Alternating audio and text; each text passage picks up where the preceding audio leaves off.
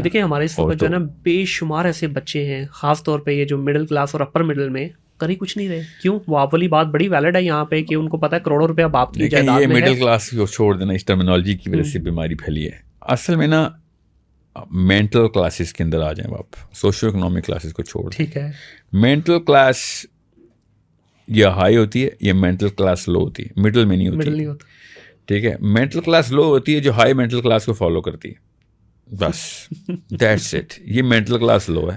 اور mental class high وہ ہوتی ہے جو کہ خود سوچتی ہے، کوشچن کرتی ہے، چیلنج کرتی ہے اور سمجھنے کی کوشش کرتی ہے کہ میں صحیح راستے اور حق کی طرف پہنچ جاؤں. بس یہ دو مینٹل کلاسز ہیں. اب آپ نے خود سوچنا ہے کہ آپ خود کس کلاس میں. چھوڑیں پیسوں کی middle class, middle lower middle, socio economic A, socio economic B C D چھوڑ دینا. اس وقت اللہ تعالیٰ نے کہا ہے کہ کیا جاننے والا اور نہ جاننے والا برابر ہو سکتے ہیں؟ دو کلاسز. قل هل يستوي الذين يعلمون والذين لا يعلمون. کیا دو کلاسز؟ اللہ تعالیٰ نے دو کلاسز، ہم بھی دو ہی کلاسز رکھتے ہیں. چھوڑیں گوروں کی سائنس. کیا جاننے والا اور نہ جاننے والا دو کلاسز. طاغوت کا فالوور یا اللہ کا فالوور دو کلاسز. ٹھیک ہے. منافق مومن دو کلاسز. سورہ بقرہ شروع ہوئی ہے دو گروہز، تو دو کلاسز. آپ کے سامنے جاتا ہوں تو کہتا ہوں میں آپ جیسا ہوں، ان کے سامنے جاتا ہوں تو کہتا ہوں میں ان جیسا ہوں. دو کلاسز. سو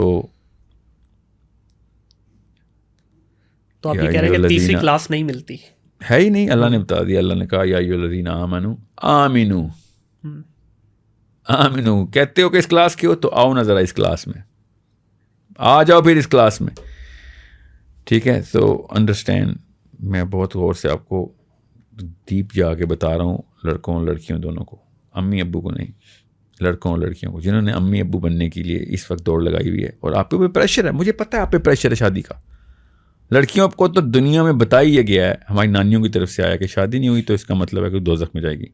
لڑکوں کو یہ بتاتے ہیں لڑکے کہ شادی نہیں ہوئی تو تیرے اندر کوئی مسئلہ ہے، یا پھر دنیا میں کوئی نکارا ہے تو، maybe even physical defect ہے. یہ بھی تانے آتے ہیں تو فزیکل ڈیفیکٹ ہے. ایسا ہی ہے. ٹھیک ہے. یہ مطلب اس طرح کی قوم کے اندر اور بچے مت لے کے آئیں. ابھی 10 سال تک اگر ہم ایک گیپ بھی لے آئے نا، کہ گیپ لے آؤ کہ آپ صرف پہلے تیاری کر لیں. آپ کو 1 سال کا کیمپ چلیں، ایک گیپ ایئر لے لیں اپنے اس پاکستانی سسٹم سے. گیپ ایئر کہ اس سال میں اپنے اوپر غور و فکر کروں گا کہ کیا میں اس قابل بھی ہوں کہ میں 5 سال کے بچے کو 12 سال کے بچے کے 5 سے 12 تک کا جو ذمہ ملے گا اس میں نبی علیہ السلام کی نہج تک لے کے جا سکتا ہوں، یا پھر میں مولوی بناؤں گا میکسیمم پاکستانی مولوی جو دین سے دور مذہب کے قریب ہوگا، یا پھر وہ لبرل پروفیسر بناؤں گا جس کو نہ دین کا پتہ ہوگا نہ دنیا کا. ٹھیک ہے.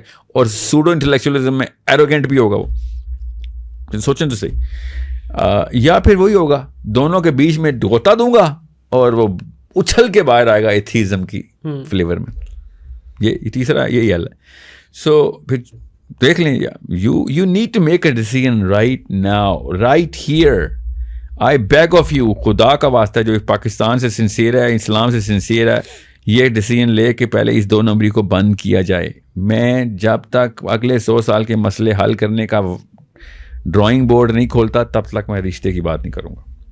اور آپ لڑکی والوں سے میری گزارش ہے، لڑکے کا انٹرویو کے اندر 3 سوال پوچھنا شروع کرتے ہیں. ہاں بھائی بتاؤ اگلے 100 سال کے مسئلے کیا ہیں. وہ کہے گا میں نے کیا کرنا 100 سال کے مسئلوں کا. تو کہنا کہ بیٹا پھر تیرے بچے کیا 100 سال اگلے 100 سال کے مسئلے تو نے دیکھنے ہیں. لیکن ساحل بھائی، از دس دی اونلی سولوشن؟